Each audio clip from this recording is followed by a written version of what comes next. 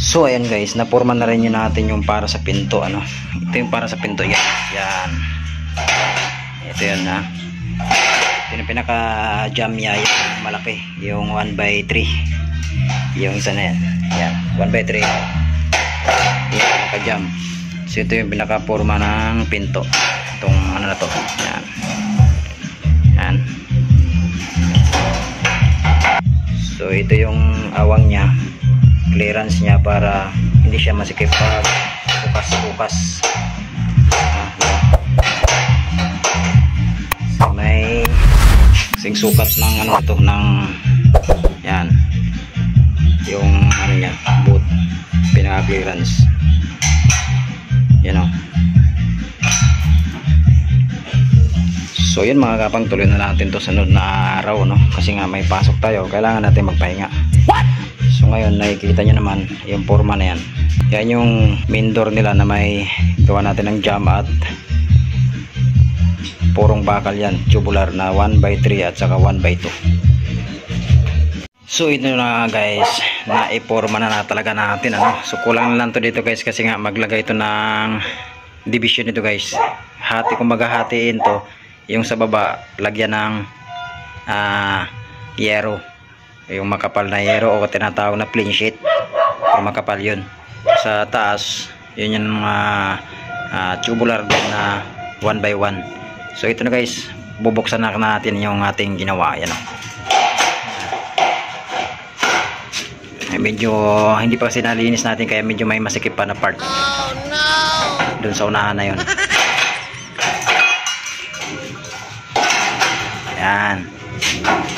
So yun ang part na medyo masikip, hindi pa natin nalinis yan o na grinder. Yan. So yan. So yan, mabukas na. Yan, bukas sarado na siya, pwede siyang tuloy-tuloy na natin yung gawa. Yan. So di ba?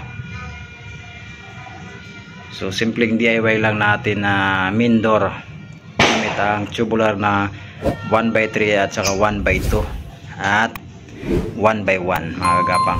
So yun, kung napanood nyo itong video na to guys, panoorin nyo na lang sa aking YouTube channel ang full video nito, DIY ng paggawa ng main door jam with main door with jam. Kasama na yung jam dito guys. Ito yung 1/3. So dito medyo masikip, dito natin guys. Yan. Yan. So talagang maisagad niyan siya guys. Yan o. Isagad talaga siya.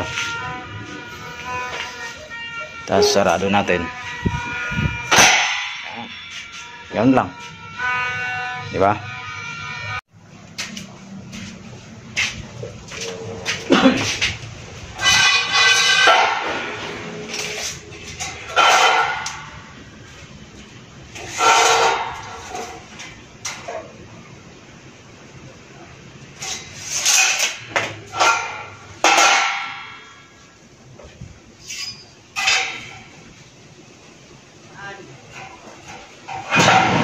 So yung sa part na to guys, yan, dito magpuputol tayo ng pang design.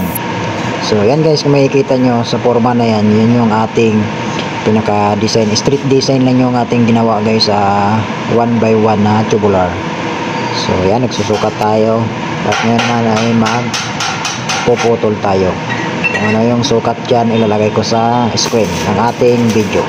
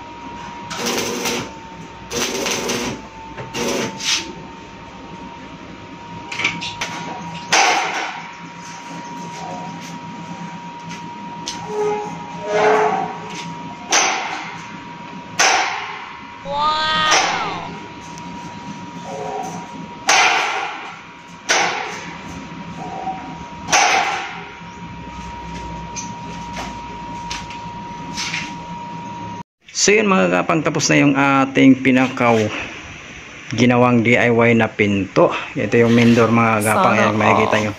Yan yung pinaka-design nya. Yan. So kung magtaka kayo mga kagapang, yan yung malaki yung space dyan sa, sa baba. So isasarado po yan mga kagapang. Lagyan po yan ng plain sheet na makapal. So sarado po yan hanggang dyan sa may ano na yan. So back to back po yung plain sheet na ilalagay dyan, harap at likod, para maganda tingnan. So yun lang sa taas ang open, kaya medyo madikit. 3 cm po yung pinaka layo niyan. So yun mga kagapang, kung bago kayo sa aking channel, no, huwag mong kalimutan like and subscribe. Alakdan JTV, at i-follow na rin guys yung aking Facebook page. So yan, ready for installation na yung mga kagapang. Doon pa rin sa ating ginawa ng window grill. 3 days later. At ito na nga guys, kung makikita nyo, ayan, naikabit na natin, ano. So ayan, hindi na natin napakita yung pag-fix nyan, kasi nilagyan pa natin na mga label. So naka-label po yan mga kagapang, para hindi talaga sumasabit. At dyan na part, nilalagay yun natin yung additional lock, para hindi na matanggal-tanggal yung pintuan na yan. So yun, makikita nyo yung jam na may pinto. So grills yung style nya. At sa part naman ito mga kagapang is nag-cut na tayo ng ano, yung safety locks doon sa loob, yung paglagyan ng susian. So hindi siya naka doorknob, so yun sa loob yung safety lock doon na stainless. So yun yung pinagawa ng may-ari, ma-safety naman yun dun sa loob. Dito sa labas hindi pa nagawan. So yun mga kagapang. So ito pala yung natapos mga kagapang, no, kasi hindi pa nakabili yung may-ari nito ng yero, pansamantala nilagyan ng hardiplex. So maganda rin naman pagkalagay. So pang samantagalan na rin yung pormahan nya. So ito yung mga kagapang, oh. At yun na nga mga kagapang, kung nakikita nyo, ano. So ito naman na part mga kagapang is ito na yung pinaka final na DIY natin na gawa. So kung makikita nyo, nalagyan ng hardiplex temporary, kasi hindi pa nakabili ng yero na makapal para ilagay dyan sa part ng ibaba. At yun na nga guys, natapos yung ating video na to, no. Naway na panood nyo at nakuha na nyo na ng konting idea. So this is Alakdan JTV again. Like and subscribe yung aking channel, at i-follow yung aking page.